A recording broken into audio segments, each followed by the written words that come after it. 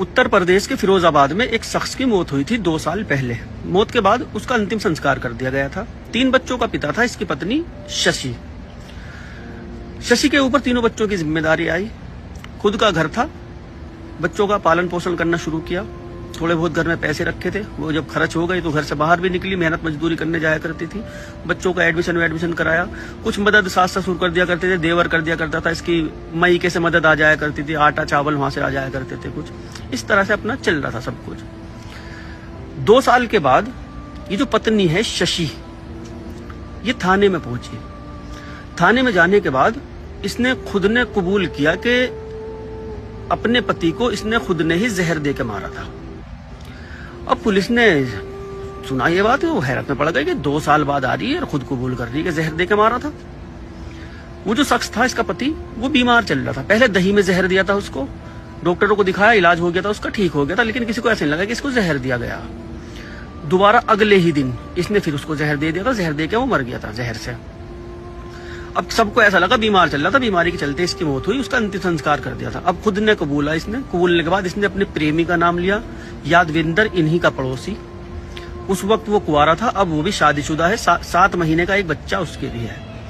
यादविंदर को भी पुलिस ने उठाया और इससे भी पूछा कि क्यों मारा था, किस वजह से मारा था और क्यों तू अब थाने में आई जब सब कुछ ही खत्म हो गया था। तब तो किसी को भी शक सुबह कुछ भी नहीं, किसी को तेरे ऊपर शक भी नहीं है, आराम से रह रही, खा रही पी रही, मौज कर रही। अब क्या जरूरत थी ताने मारने की, कबूल करने की। हाँ मेरी माताओं बहनों, सुनने वाली बात है और ये हकीकत बात है। कहने लगी सर, जब से उसको जहर दे के मारा मैं चैन से सो नहीं पाई। एक बेचैनी मेरे अंदर लगी रहती है। मैं इतनी परेशान हूं, किसी से कह भी नहीं सकती। मैं इतनी परेशान हूं, किसी से कुछ कह भी नहीं सकती। जिस दिन से उनको जहर दे के मारा, मुझे पता लगा दुनिया समाज के लोग जिस घर में मर्द नहीं होता उस घर को किस नजर से देखते हैं। वो राजमिस्त्री का काम किया करता, घर वर बनाया करता था, घर का गुजर बसर खुद ठीक ठाक चलता था। अब ये जगह जगह मजदूरी किया करती थी, लोगों के बर्तन मांजती थी।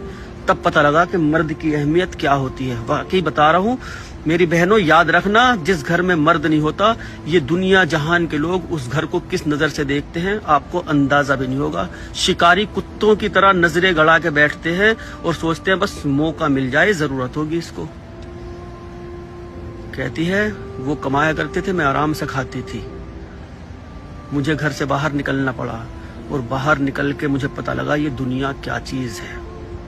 बेचैन हूं, परेशान हूं, नींद नहीं आती, भूख नहीं लगती, कहीं मन नहीं लगता, बस दिमाग में ये